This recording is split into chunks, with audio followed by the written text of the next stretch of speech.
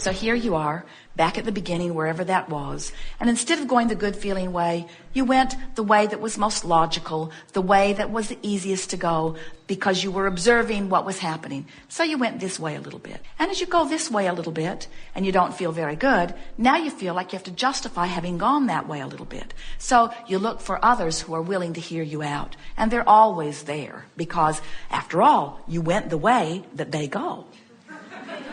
So you complain a little here and you complain a little there until you got a pretty good vibe going, and now you're moving pretty strongly down this path. But every step you take hurts a little more.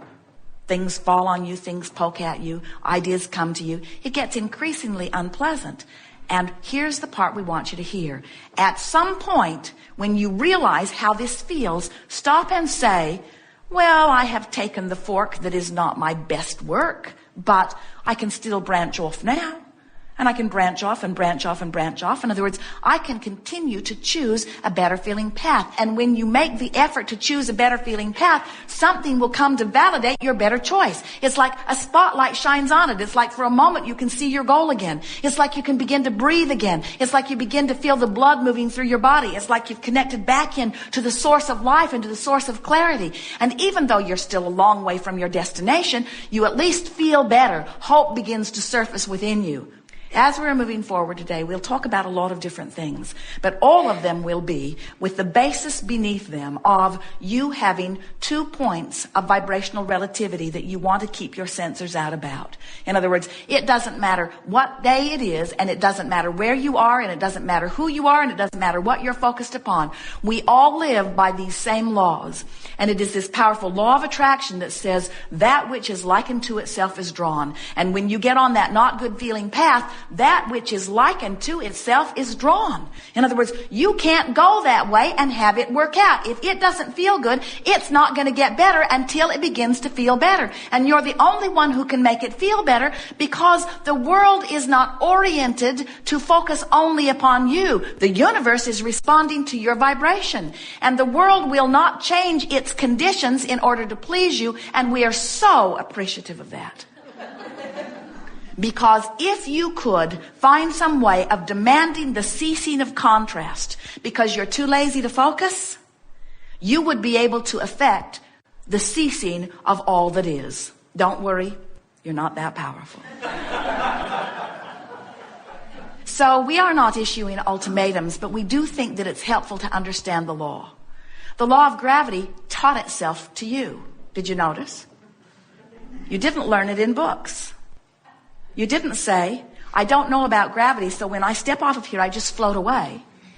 The law of gravity says when you step off of here, it will show you how it responds under these conditions. And law of attraction will show you that too.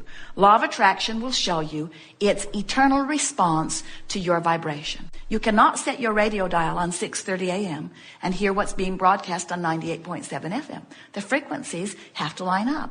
And it doesn't matter how insistent you become, or how many people you try to convince that you want 98.7 to come through the frequency of 6:30 a.m.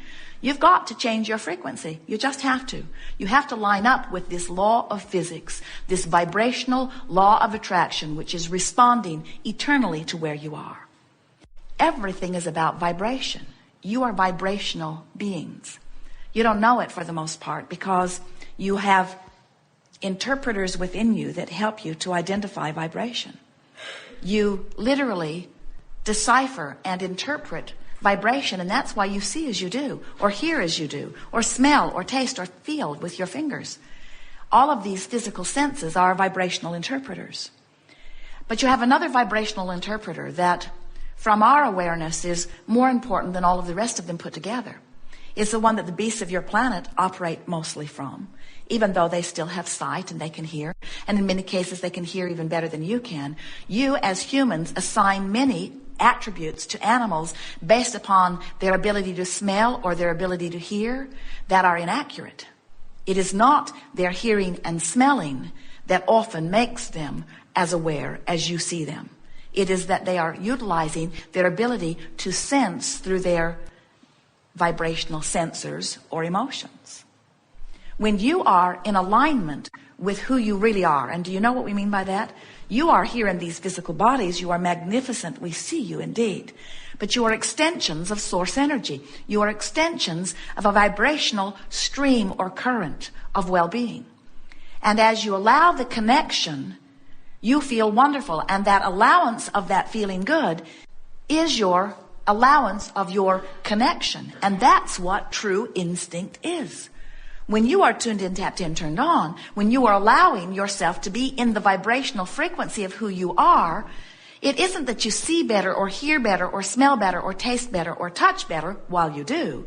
It is that you sense all things better. In other words, it is that you know better. It is that you are on the smell, the scent, you are on the vibe, you are on the wavelength of well-being. You are on one of those journeys where doors are opening, and it does not matter what your destination is. The doors are opening. The doors are opening, and willing people who are on the same vibrational wavelength are there to open the doors for you. And your comments are things like, oh, what a nice person. Oh, what an effective person. Oh, what an efficient person. Oh, what a wonderful experience. That's what comes out of your mouth when you are on that vibe. But when you're still pushing against, when you're feeling injustice, when you're feeling the unfairness of something, when you're noticing what's gone wrong, and when you're trying to justify your negative emotion by pointing out how wrong it is, now you're on a different vibrational wavelength. You're on the journey where the doors are banging shut. They're closing down. Your feet are stuck in the mud. And the people that join you on that journey are those who are also stuck. They are the complainers. They are those who are irritated. They are the overwhelmed, the overworked. They are those that have been victimized. They are those that are living injustice of all levels. They are those who will agree with you how hard it is. So which journey do you want to take? Because they're both available to you right now on every subject in your life. Whether it is your health, whether it is the way your body looks or feels, whether it is your relationships, whether it is your finances, whether it is the way your house looks, whether it is the people that are helping you, whether it is the way you dovetail with traffic, every single aspect of every single action of every single moment of every single day, you are standing at a juncture where you get to choose the easy way or the hard way. And by the easy way, we want to say the enlightened way. And there are many of you who would say, oh, the easy way is the wrong way because I have to validate my existence. I have to justify. I have to work hard. And we say, go on that path that feels bad. If it feels a little bad at the beginning and you notice it, it's going to get a whole lot worse. And you're going to get out there lost in the desert or stuck in the jungle or in the muck and mire, and you're going to feel really validated in your misery. But the most important thing that we want you to hear is that the reason that it feels so bad is because you took that journey without the clarifying presence of your inner being. Not because your inner being is not there. Your inner being is always there. In fact, in every point in time, you could be on a 7 or 8 day leg of this miserable journey, but you're still at the vortex where you get to choose a better feeling or a worse feeling. In other words, it's not like you get all the way down that miserable path and you have to make your way back to the beginning point and start again. The path will fork off for you in every moment of every day. In every moment, you have the option of a new fork. So here it is. It's day 7. I feel awful. Esther will say, I'm a mere shadow of the bright shining light I used to be. My week at Marathon has sucked the life from my body. And we say, but you have right now a new option. In other words, you don't have to start over. You don't have to go back. You don't have to figure out where it went wrong. You don't have to figure out how far back down the road you were thinking those thoughts. You don't have to wonder, what did I do to deserve this? All you have to do is say, here I am, and I got a choice right now of a better feeling path or a worse feeling path. What do I choose? And we know when you've been moving down that not good feeling path, some of those first choices that feel better are sort of hard to find. But we want you to evermore hold this image of these parting paths and realize that in the moment that you say, I'm going to try just a little bit to get onto the better feeling path, in that small effort, a little bit of your connection to who you are comes back. In other words, it does not take much. You could tune yourself from the worst feeling to the best feeling in 30 minutes or less. We're not kidding you. In far less than it takes to learn QuickBooks on your computer. In far less than it took to learn how to navigate the mouse. in far less than it takes to complain to one more person about how bad things are. In other words, if you will make a decision to tune yourself up, you can. And when you do, now you are the creator of your own reality. What makes you feel worse than the feeling of powerlessness? Nothing. And who gives your power to someone else? Only you. You cannot be powerless unless you find thoughts that render you powerless. And nobody can give you those thoughts. Oh, they can misbehave. They cannot really care about you. They can be busy in their own life. They can have more to do than they can deal with. In other words, they cannot meet your expectation. They can disappoint you. They can hurt your feelings. They can do things that in your list of right and wrong could be very wrong. But you're the only one who can focus there long enough to suck the life out of yourself. In other words, nobody else can do that to you. So when you realize that you have these options, eternal options, and you say, nothing's more important than that I feel good. And so right now I'm going to do the best I can do to find the best feeling thought that I have available to me right now.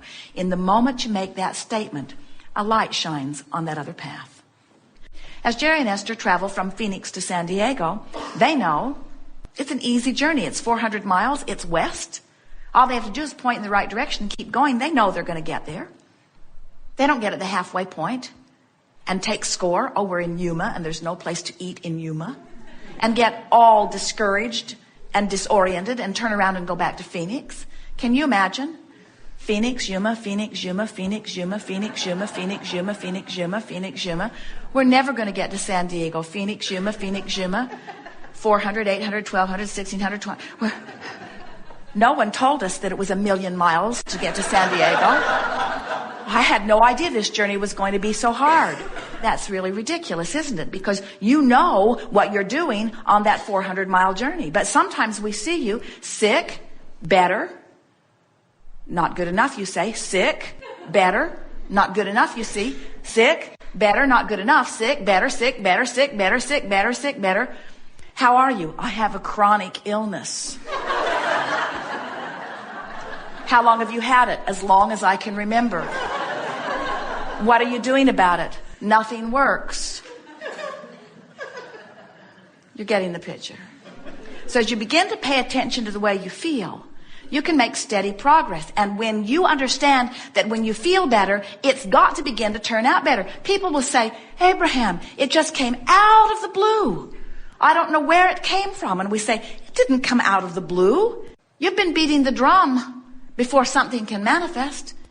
And you've been beating it quite a bit before it manifests. We think what must be happening is you've just adjusted to feeling ornery. And when you adjust to feeling ornery, then you don't insist on a better feeling path.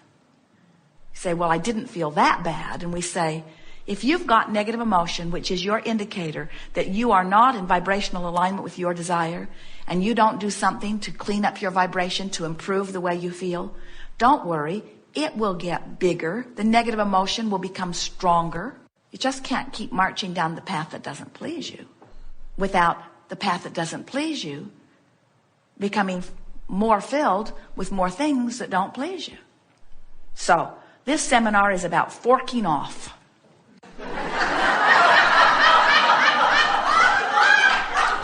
From wherever you are, just take the emotional journey that feels better. We are eager to talk with you about anything that is important to you. We'll show you from wherever you are how to take the better feeling path. And when you decide that that's what you want, your life will improve immediately. Because through all of this contrast, you have been launching rockets of desire that are being held for you in vibrational escrow. They are encoded with your vibrational DNA. They are yours whenever you become a vibrational match to them. No one can swoop in and take them away from you. It's not a matter of whether you can create or have them or not. It's only a matter of when. And the answer to the when question is, how many forks have I taken in the direction of what I'm wanting? How willing am I to set aside my need to justify the injustice of where I stand? And how willing am I to disregard the action journey for a moment while I take the path of a better feeling.